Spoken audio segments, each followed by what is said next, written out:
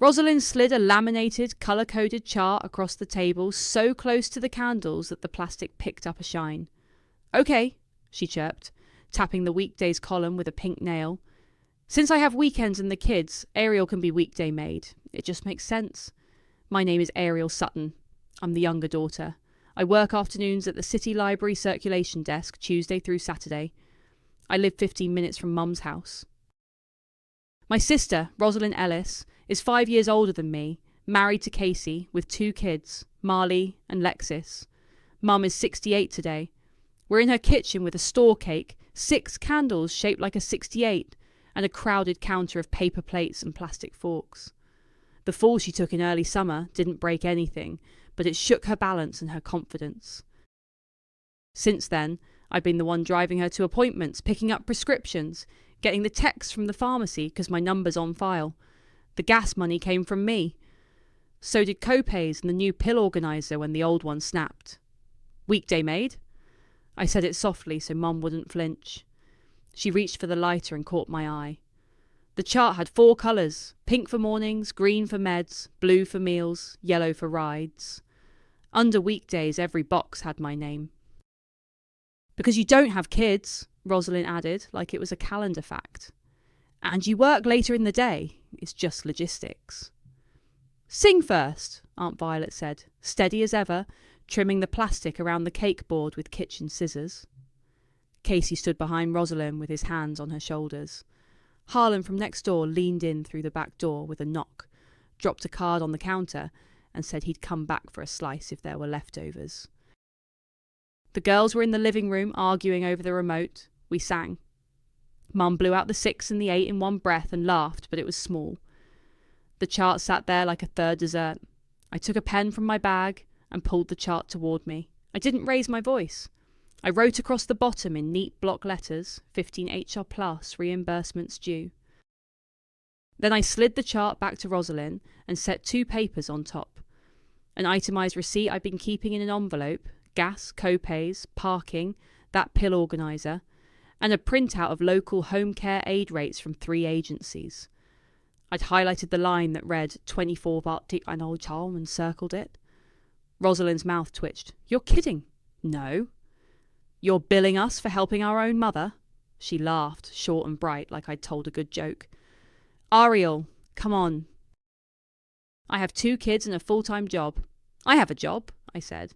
"If you want my weekday hours, you can book me like anyone else. Or we rotate on paper, fairly. Either way, reimbursements get paid."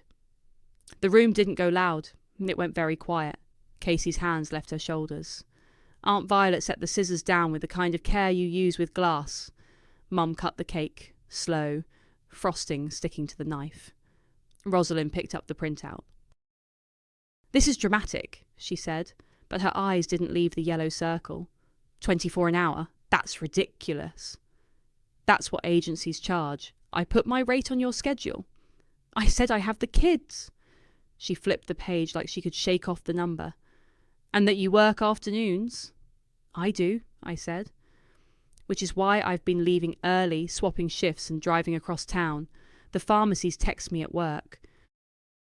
I've paid co-pay so they don't hold her meds." I tapped the receipt, a column of normal boring costs. "I'm not doing weekdays by default anymore." Mum cleared her throat. "I don't want to be a fight." "It's not a fight," I said. "It's a plan with prices." Rosalind let out a breath through her nose. "You know I can't just leave the office every 5 minutes. Dr. Patel is out on maternity leave. I'm the only one with a login for the schedule. Lexis has soccer now. It's not like I'm sitting at home." "I'm not saying you are. I kept my voice flat because anything else would sound like a speech. I'm saying care takes time and money. If you want me on weekdays, I will be there. And if we rotate, I'll be there on my days. But I'm not the default because I don't have kids." Casey shifted. We can talk through a rotation," he said. "If that keeps things clear." Rosalind shot him a look. "It's family. It's work," Aunt Violet said, not unkind. "And work gets paid or shared." Rosalind ran her thumb over the laminate edge. The chart was very pretty. Boxes lined up. My name repeated like a stamp. She glanced down at the circles 24 again. The silence stretched until you could hear the frosting settle. The doorbell rang. Everyone turned. I was closest, so I went. When I opened the door, the pharmacy delivery guy, in a red windbreaker, held up a small white bag with a stapled receipt. He glanced past me at Mom at the table, then back at his clipboard. "Copay for Nora Sutton, 58 even," he said. He added, "Card or cash?" out of habit, and waited. The family thread lit up before I'd even scraped the frosting off the knife. Rosalind. Ariel's billing us for helping our own mother. I took a photo of the itemized page I'd shown her and the calculator screen I'd used. Then I sent a clean screenshot of the total typed under it. $312 out of pocket. Gas. Copays. Parking. Pill organizer. I added, "I'm not covering weekdays without a rotation or reimbursements. I work TUSAT afternoons. If you want me on weekdays, book me. Otherwise, we rotate." Casey's bubble popped up, then vanished. Aunt Violet wrote, "Let's get a plan that respects everyone." Mom added a heart reaction to that and didn't say anything else. It was Monday night. We stacked plates, carved off slivers for the neighbour, and put the rest of the cake in foil. Rosalind didn't look at me when she left. Casey squeezed my shoulder at the door like an apology you could fold up. Tuesday morning. I called the pharmacy as soon as they opened. "I need to update the primary contact for Nora Sutton," I said. I gave them Rosalind's number and asked them to remove mine from automatic notifications. The tech read it back, voice bored but kind. "All set. Next refill reminder will ping Rosalind." "Thank you," I said, and hung up. Then I texted the thread. Pharmacy contact switched to Rosalind. 3 dots appeared, then nothing. I drove to Mom's with my spare key on the black lanyard she'd given me when I moved out. Harlan was hauling his recycling bin to the curb and lifted a hand. Inside, Mom was at the kitchen table in her robe, a mug of tea steaming over a newspaper she wasn't really reading. "You don't have to bring me anything," she said, when I held up a carton of eggs and a small loaf of bread. She always said that. "I know," I said, setting them down. I held up the key. "I'm dropping this off. I'll come when I'm scheduled, not by default." She looked at the key, then at me. "You'll still come?" she said, like she was measuring it. "When it's on the plan," I said, "and if there's an actual emergency, I'll show up. But no more middle of the day can you just on library days. I'm losing shifts." She sipped her tea. "I can call a cab," she offered, not defensive, just trying to lighten the weight. "Or Rosalind can book an aide when it's her turn," I said. "Or Casey can take a morning here and there." I put the key on the dish by the microwave. "I'm not mad at you." "I know," she said. She reached out and patted the back of my hand. "I don't like when I cost you." "This is about us counting," I said. "So it's fair." At the library that afternoon, Sandy, my supervisor, leaned on the returns desk while I scanned a stack of DVDs. "Hey," she said low, "we can't keep swapping your Tuesday starts last minute. I need you solid on the schedule." "I'm fixing it," I said. The beep-beep cadence of the scanner made me feel steadier than I was. "I changed some things this morning." "Good." She smiled, but it was the kind of smile with a note in it. "We just can't get caught short anymore." I know. I did know. Last week I'd traded 2 hours with Hemi so I could get Mom to a podiatry appointment because the bus was running late, and then the pharmacy pinged me about a refill while I was shelving. My life had been a game of falling dominoes. My phone buzzed in my apron pocket halfway through reshelving the 300s. Rosalind. I let it go to voicemail, then texted, "At work, can talk at break." She called again. I ducked into the staff hallway near the break room, under the corkboard of lost mitten notes and book club flyers. "What?" I kept my voice even.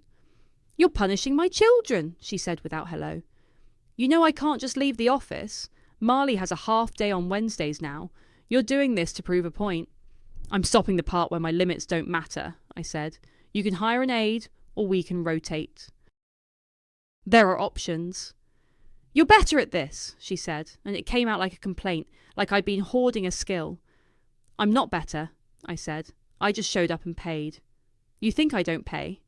She let out a thin laugh. "Do you know how much childcare costs? You don't because you don't have kids." "I know because I looked up rates and printed them," I said. 24 an hour for an aide. If you want me Wednesday morning, it's $15 for 3 hours. That's cheaper. You are unbelievable, she snapped. Mom is going to feel abandoned. Mom heard me, I said. She knows I'll be there when it's on paper. She doesn't like being the reason we're bleeding money in weird places either. She told you that? Her voice jumped a note. She said she doesn't like costing me, I said. And this is how I stopped that. On the other side of the door, someone laughed at the circulation desk. I pictured Sandy's smile from earlier and felt the line settle inside me. Rosalind breathed into the receiver. I could hear a printer in the background, the tinny beep of a front desk phone at her office. Then, flat, like she was throwing a stone, "Fine, let them call me." She hung up. The silence after her click was louder than the break room fridge. I slid my phone back into my apron and went to shelve the rest of the 300s, spine out, titles aligned, the way I like the world when I can get it to stay put. By noon Wednesday, my phone was quiet, which meant Rosalind's wasn't. I shelved returns in the 600s and tried not to look at the family thread. Sandy walked by with a car and gave me a thumbs up like, "See? You're here. I was here." The scanner beeped in a steady rhythm and my shoulders came down 1/2 inch. At 12:17, the thread pinged anyway. "Rosalind, does anyone have Alexis's number? Neighbour teen who babysits sometimes?" Then, a minute later, "Marley has a half day. I'm on phones." I didn't answer. I had already sent the agency list. Aunt Violet dropped a, "Alexis is the one on Pine with the blue mailbox," and then texted Rosalind privately. The bubbles came and went. I reshelved cookbooks and thought about the chart with my name in every box. At 1:40, Mum texted me directly, "Going to clinic for a quick blood pressure check. Nice young woman named Autumn is driving me. Don't worry." I stared at the name. Autumn. One of the agency people. "Good," I typed. "Okay, text when you're back. Drink some water." Then I slid the phone back into my apron and helped a man find the new releases shelf. By 3:05, I watched 2 missed calls from a number I didn't recognise and another from Rosalind's office pop up on my lock screen while I checked in a stack of interlibrary loans. I didn't pick up. On the 3rd buzz, a voicemail landed. I waited until break to listen. In the background of her message, I could hear that tinny, endless hold music clinics use. Rosalind's voice was clipped. "I'm on hold with Mom's clinic. The office keeps calling me. Do you have Autumn's last name? Never mind." I found it. "The pharmacy says pick up by 5. This is insane." A breath. "Whatever. I'll handle it." I didn't call back. I sent the line from the agency list again, the one with the main number in case she'd lost it. At 4:22, Mum. "Home. Autumn is lovely. She made sure I ate a cracker first. They want a recheck next week." I smiled at the picture she sent, her couch, a glass of water, her blood pressure card with a scribble in blue pen. Autumn's hand, neat nails, in the corner of the frame. Closing time at the library is a small ritual. Last pickups, printers whirring, the door chime, the lights dimmed row by row. We locked up at 6. In the parking lot, my phone lit again, this time with a photo from Mom of a small pile of paper on her counter. Receipts. On top, a sticky note in Rosalind's sharp handwriting. "Reimburse me." R. I could make out numbers even through the blur. $72 with 3 HR aide next to it, $130 with Alexis 6.5 HR, $8 for parking, a pharmacy slip I couldn't read. I went home. I heated pasta and ate standing at the stove, shoes still on. At 8:30, Rosalind called. "I'm not fighting," she said first, like she needed to name the thing. Her voice sounded like paper that got rained on and then dried. "I didn't answer earlier because I was at work," I said. "I hired the aide," she said. "Autumn. She was good. Mum likes her." It came out in a rush, almost like a confession. "The clinic put me on hold forever." The office called twice while I was on hold to ask me about insurance breakdowns because Dr. Patel double-booked lunch again. Alexis said she could start at 12:30, but her bus was late. I Venmo'd Pam down the block, $40 to grab Marley at pickup so Alexis could just go straight to the house and get Lexis off the bus. "Okay," I said. I could picture it, the dominoes falling, the lines crossing, the little costs sticking like burrs. She stayed until 6:45, Rosalind went on. I told her 20 an hour. I added 20 extra because it was last minute. Autumn was 3 hours at 24. There was a same-day fee, $8 for clinic parking. The pharmacy pinged again for a pickup by 5, so Autumn swung through the drive-thru on the way back.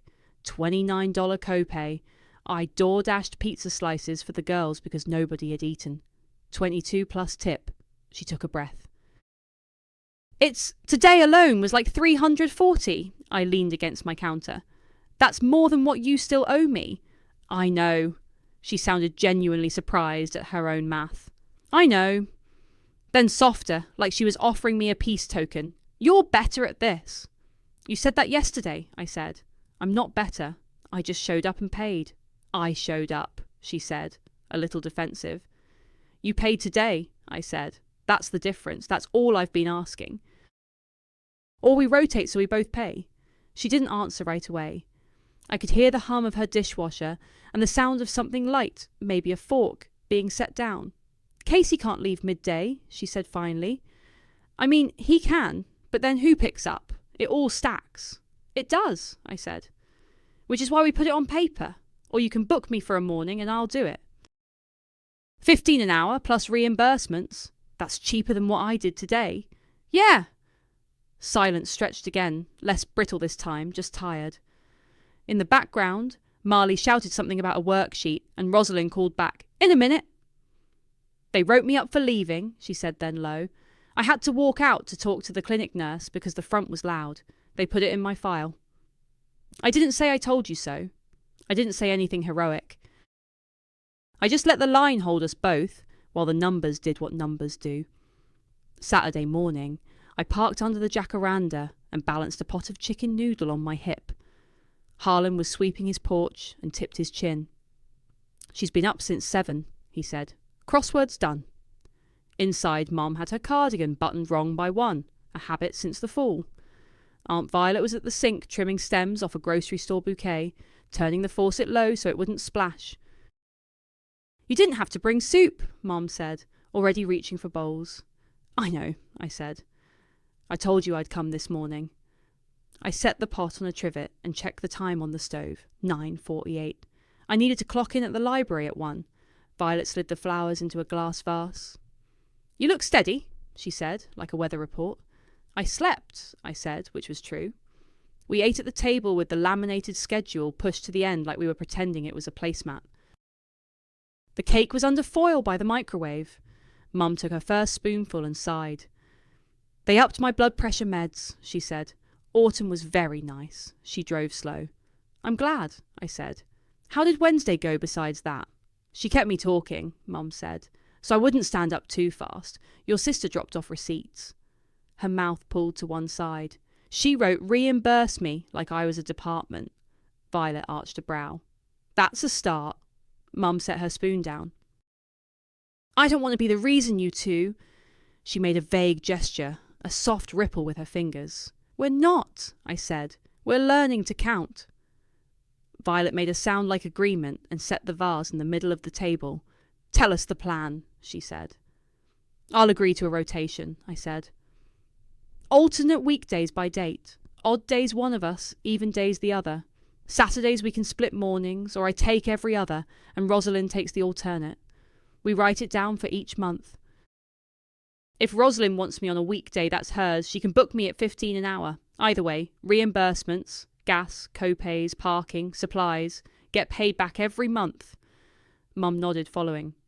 What counts as supplies? She asked, practical. Things I buy for here that are medical or care, I said.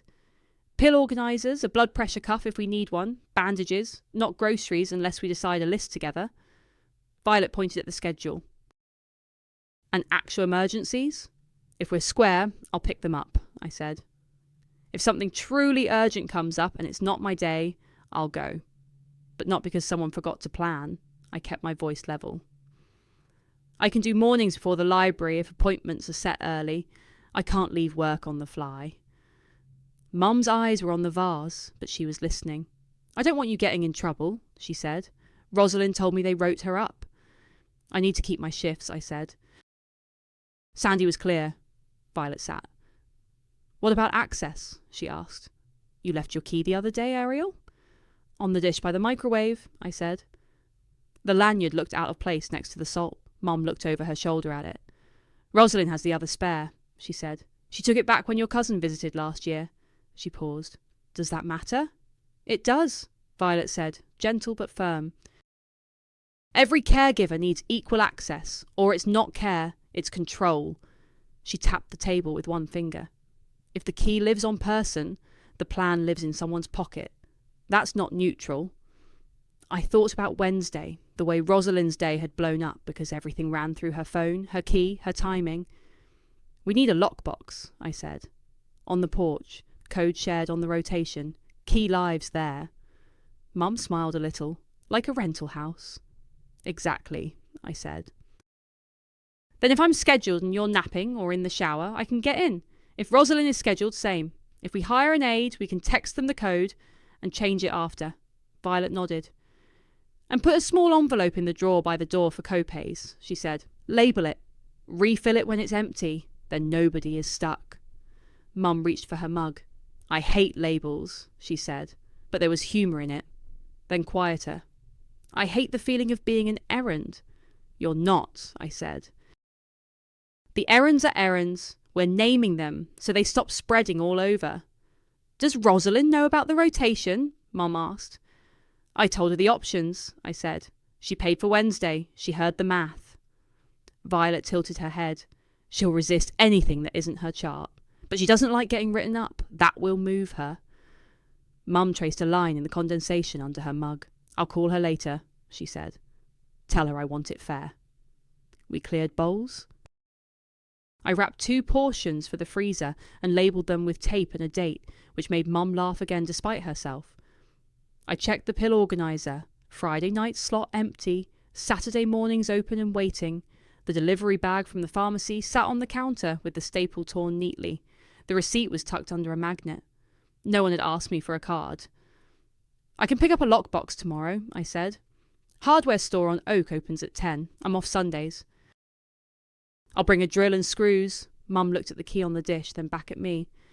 Pick up a lockbox, she said, decisive in a way I hadn't heard in weeks. I want the key to live where the plan lives. I bought the lockbox Sunday morning at the hardware store on Oak, the kind with a cover that slides down over a small dial.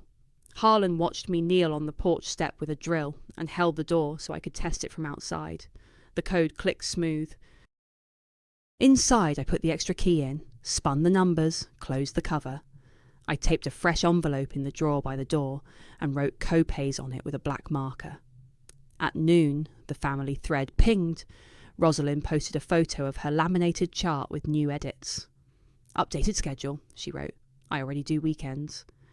Ariel can cover weekdays as needed since she works later. I took a picture of the lockbox and then a photo of a blank monthly calendar I'd printed. I filled in our names alternating by date.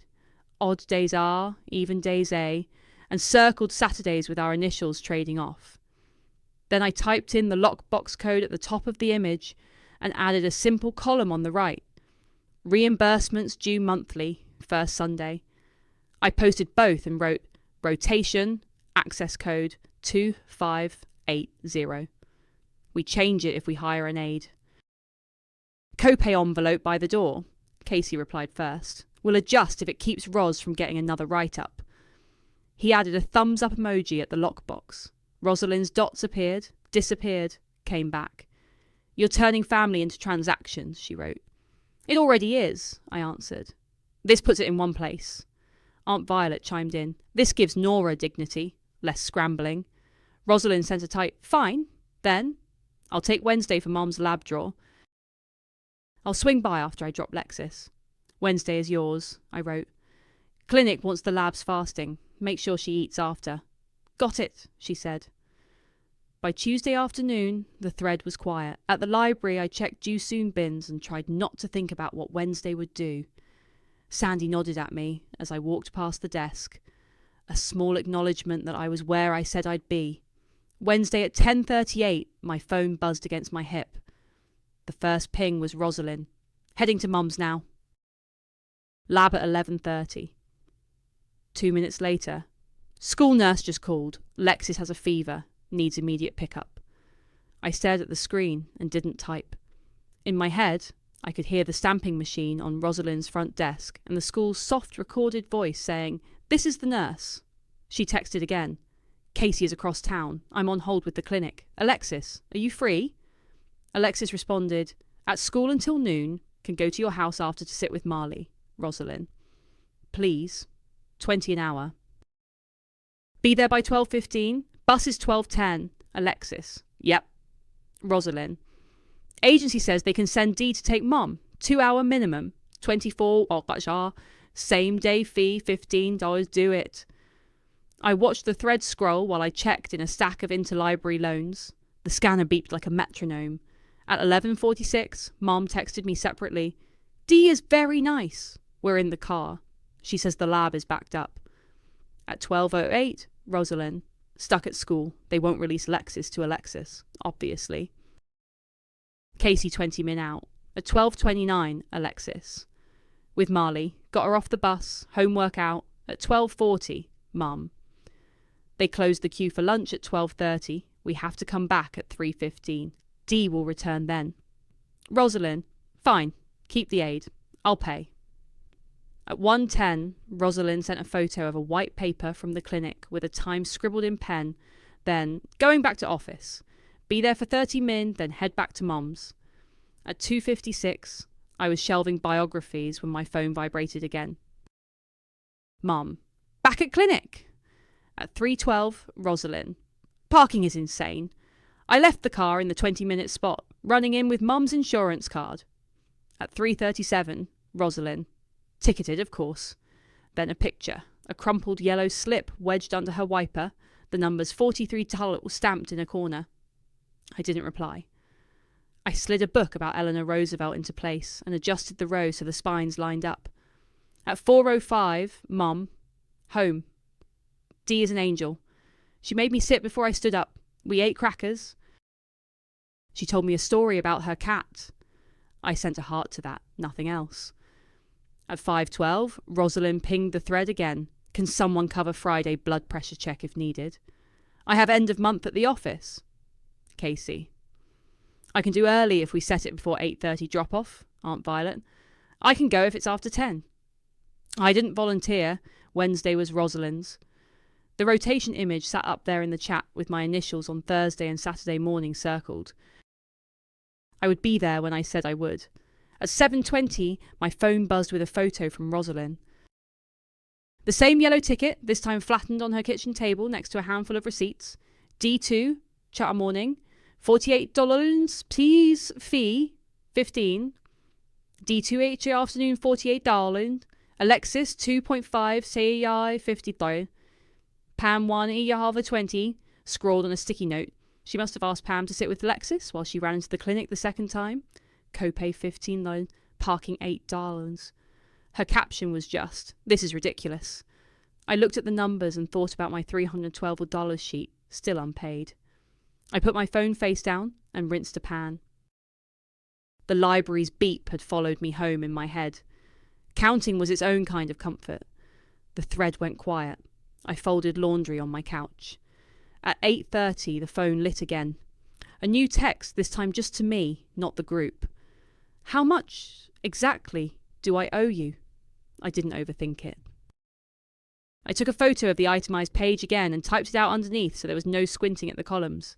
Gas, May this week, $74 co-pays, 160 thralins, parking, $25 pill organizer, 50 thalens, total, $312. Then I added, if you want to book me for next Wednesday morning, 9 to 12, that's $45.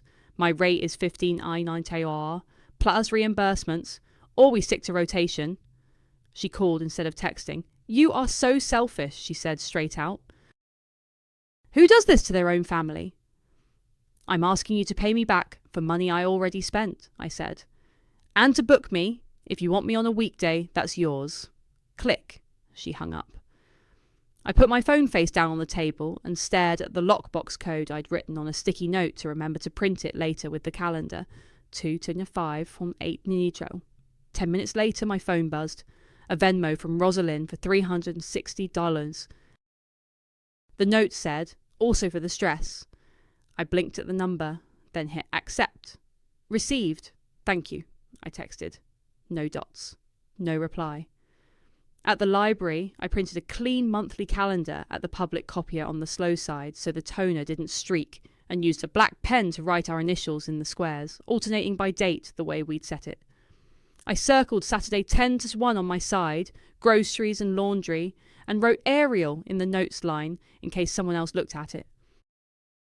I added reimbursements due first Sunday at the bottom, and under that, lockbox 22580. Sandy slid a stack of returned books onto my cart and tapped the clipboard where I clocked in. Good, she said. Feels calmer this week. It is, I said. The scanner's beep answered for me. On my way home, I stopped at Mum's. The porch smelled like sun-warmed dust. I tucked the calendar into a plastic sleeve and used blue painter's tape to stick it to the siding beside the lockbox, at eye level, where you could see it standing on the mat. I pulled the lockbox cover down, spun 2580, checked the key, clicked it closed. The copay envelope in the drawer had 3 20s and a 5. I added another 10 in case the pharmacy ran a weird amount again. My phone rang while I was still on the porch. Rosalind. Can you add next Thursday morning? She said. No hello. Staff meeting I can't miss. Mum needs that recheck. I looked at the calendar. Next Thursday was an odd date. Her side. Yes, I said. If you book me at the aide's rate, 24 an hour, no discount for sisterhood on your days. You said 15.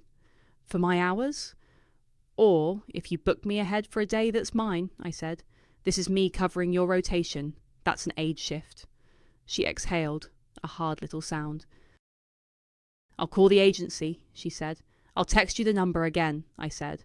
I did, right away. The same list I'd sent 2 times already with the main line for the company that had sent Autumn and Dee. Ask for Dee if you can. Mom liked her. Fine. She hung up. I wasn't mad. I was tired in a useful way, like after finishing a shelf you've been meaning to fix. Inside, Mum was on the couch with her crossword book open, a blanket over her knees even though it was barely cool. She looked up when I set the calendar on the coffee table so she could see I'd taped the same one inside, under the glass top. Very official, she said. Just visible, I said. Saturday I'll come at 10. I'll do laundry first, then we'll go to the store. I put the detergent on the list, she said, and handed me a small piece of paper with her slow, careful writing. Detergent, eggs, bananas, dish soap. At the bottom, in a different pen, crackers, salted. Noted, I said. I checked the pill organiser. The new med slot was full. Saturday morning's space was still empty. You're set until Friday night. The pharmacy called Rosalind, she said, like it was a weather change. She told me to leave the money by the door. Good, I said. That's the point. We talked about the neighbour's cat for a minute. I wiped the stove and loaded 2 bowls into the dishwasher. I wrote the lockbox code in tiny numbers at the top of the calendar, already under glass, even though I knew it by heart now. On my way out, I paused at the door to make sure the envelope was still in the drawer and the lockbox cover slid freely. Harlan knocked on the frame at the same time, a soft rap with his knuckles so he wouldn't startle anyone. He held a bundle of mail rubber-banded together. Brought this over, he said. And your mum's audiobook from the library was in my box again. He grinned at the irony. I took the stack. Thanks. He squinted at the plastic sleeve and the lockbox, then at me. You two doing okay? He asked, not prying, just neighbour curious. We're finally doing it right, I said. 2 weeks after Mum's birthday, Rosalind knocked on my apartment door with a fat envelope and a face that looked like it had been pressed under a stack of papers. Can we sit? She asked. We sat at my small table. She slid the envelope across and opened it. 360, she said, counting out 20s in stacks. I know I Venmo'd. This is to seed the copay envelope and gas so you're not fronting. And, she swallowed, I'm sorry. The word wasn't loud, it landed anyway. Okay, I said. I stacked the bills back into the envelope and wrote Care Fund on the front with a black pen. She rubbed her thumb over a spot on the table where the varnish had worn through. I didn't get it, she said. I thought I did. And then Wednesday happened. Twice. I know. I pulled out a clean monthly calendar I'd printed and a second behind it. Let's make the next 2 months, same rotation. Odd days yours, even mine. Saturdays alternating 10 to 1, reimbursements due first Sunday. We can adjust for actual emergencies. She nodded, businesslike now that there were squares to fill. Next month I have end of month at the office, she said. That week, mornings are impossible. We can trade within the week, I said. You take my Saturday, I'll do your Thursday morning if you book me at the aide rate. She made a face but nodded. Deal. Casey can cover some early drop-offs if we set them before 8:30. It still counts as mine. That works, I said. I wrote C in a couple of tiny corner boxes where early pickups might matter and underlined R in the square so the day still tracked to her column.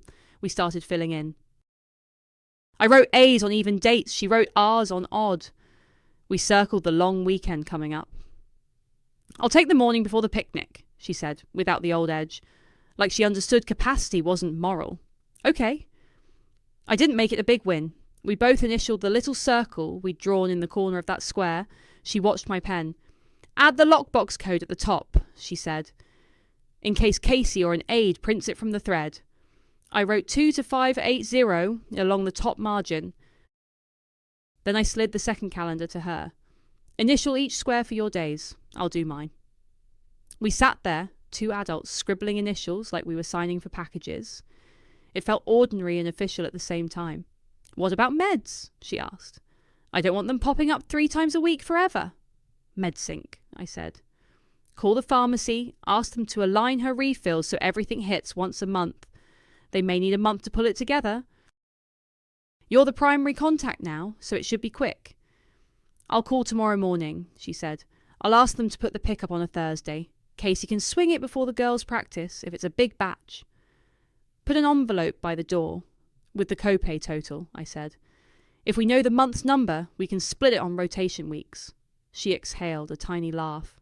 Listen to us. Counting, I said. She looked at me sideways, then down. I hate that the clinic wrote me up, she said low.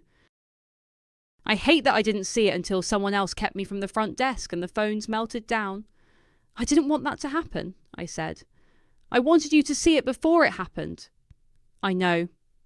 She put the pen down and pressed her fingers into her eyes. When she looked up, she was just my sister again. Thank you for installing that lockbox. It was Aunt Violet's idea, I said. She said if the key lives on a person, the plan lives in a pocket. She's right. Rosalind pushed her chair back. Let's go put this in Mom's house before someone spills juice on it. We drove over together. The porch light clicked on when we stepped up. Inside, Mum was in her chair with a crossword in her lap, the TV low. Girls, she said, surprised and pleased. This is late for you.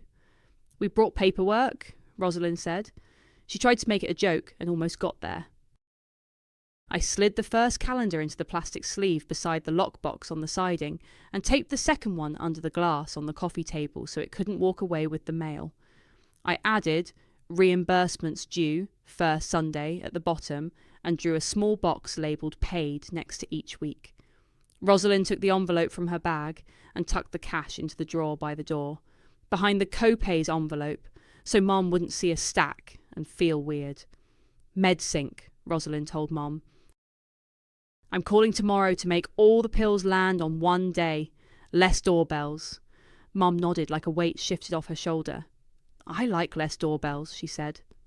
I checked the lockbox, spun 2580 and opened it. The key lay there on its ring, single and small. We should add the lanyard key, I said, glancing at the dish by the microwave. Rosalind picked it up and dropped it into my palm. We stood on the porch in the warm dark. I slid the key into the lockbox with the other and felt the clink settle. Back at the table, we both signed the bottom of the calendars. Nothing legal, just names and dates. It still felt like something. Rosalind uncapped the pen again and tapped the page. For Thanksgiving, she started, then shook her head. We'll match days to capacity when it gets closer. Yep, I said. When we were done, my pen felt heavier than the key I'd just dropped into the box. By Wednesday morning, the group thread was already moving while I shelved returns. Rosalind. I got Mum's blood draw at 9:45. Fasting. Bringing a granola bar for after. Harlan. Put your cans by the curb. I'll roll them down when I do mine. Rosalind, thank you. Code is 2580 if you need inside for anything. Aunt Violet dropped a photo of a handwritten list on a yellow pad. Pantry basics. Oats, applesauce cups, tuna, saltines, peanut butter, tea. She added, keeps the blood sugar steady on lab days, I typed while I checked in a stack of DVDs. I'll set up senior centre meal delivery for 2 lunches a week. Suggested donation is $4 meal. We split on rotation weeks. Rosalind, sold. Put me down for this week's donation since it's my wed, I called the senior centre on my break. We can start next Tuesday, the woman said. Soup and sandwich on Tuesdays, casserole on Thursdays. We leave it at the door unless someone needs us to bring it in. Door is fine, I said. There will be an envelope labelled meals in the drawer by the door. I texted the thread. Meals start Tuesday, Thursday. Donation $8 a week. I'll put $8 in the meals envelope for next week when it's my Tuesday. Sandy walked past with a cart and glanced at my phone. Everything smoother? She asked.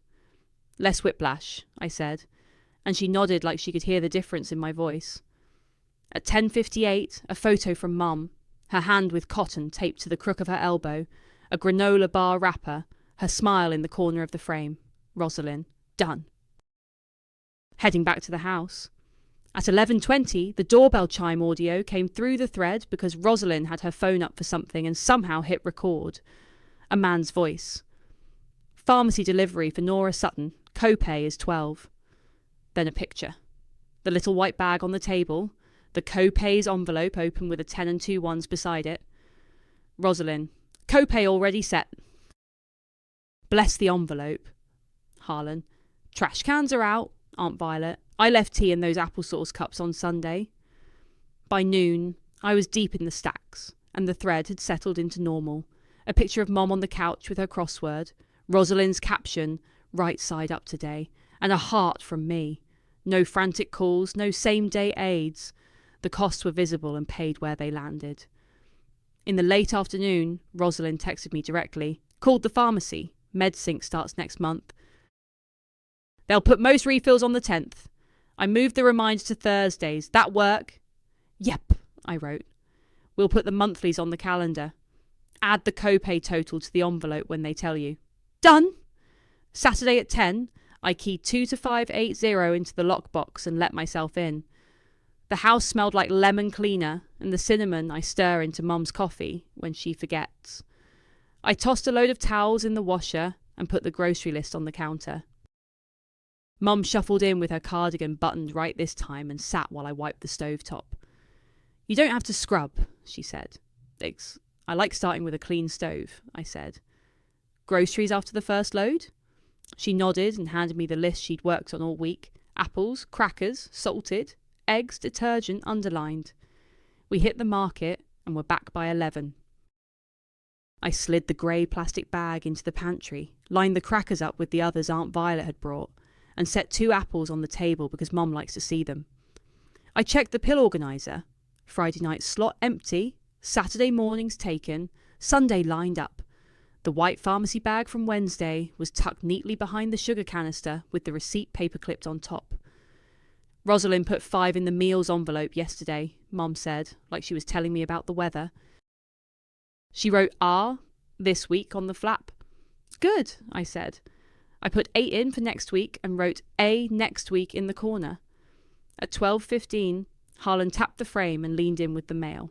You got a flyer for the fall book sale, he said to me, amused. I'll bring you first pick, I said. He lifted a hand and kept walking. I switched laundry, folded the dish towels, swept. Mum watched me, then the TV, then me again. This feels less like I'm a problem, she said at one point, very plain. It's a schedule, something I said. Schedules are boring on purpose. She laughed and reached for an apple. I set a bowl of soup in front of her. The leftover portion I'd stuck in her freezer last week. She ate half and pushed the rest toward me. We split it without making a thing of it. At 12:58, I took out the trash, put the clean towels in the hall closet, and wiped the counter one last time. I slid the fresh calendar page for next month into the sleeve on the siding and penciled meals. On Tuesdays and Thursdays. I wrote a small P next to the 10th for the synced meds. Anything else? I asked. Just lock the door, Mum said. And take a slice of that banana bread Aunt Vi dropped off. I tucked a piece into a paper towel, turned the deadbolt, and slipped the key back into the lockbox. The cover clicked down, the numbers spun to all zeros with a little snick I'd come to like. I stood on the porch a second, squinting at the calendar through the plastic sleeve. My initials were on next Tuesday and Saturday. The Saturday after that was Rosalind's, and I left it blank in my calendar app, on purpose. Walking down the steps, my phone buzzed once more. Rosalind. Next Thursday I'll leave the med copay total in the envelope the night before. Can you check that the porch light timed switch is working when you're there? Harlan said it flickered. Will do, I wrote. Trash is Thursdays now, right? Yep. Harlan put the cans out this week, I'll do next. The thread pinged once with Aunt Violet's photo of a pot of chili and the caption, extra container on Nora's porch. Not drama, not debt, just a system with room in it. I got in my car, set my phone to do not disturb, and drove home with a free afternoon and next Saturday, open like a small bright square. The beep of the library scanner wasn't in my head anymore. It would be there on Tuesday. That was enough.